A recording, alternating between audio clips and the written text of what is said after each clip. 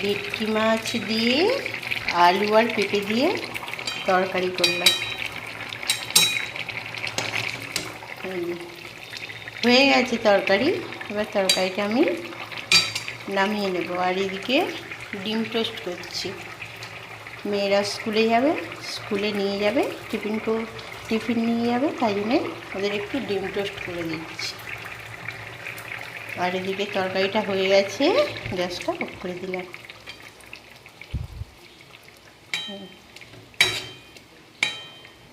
দুটো মুড়ো আছে, লেজা আছে, দাগা আছে, এই দিয়ে আমি আলু পেঁপে দিয়ে তরকারি করলাম। ভালো লাগলে লাইক কমেন্ট শেয়ার করে দেবেন প্লিজ।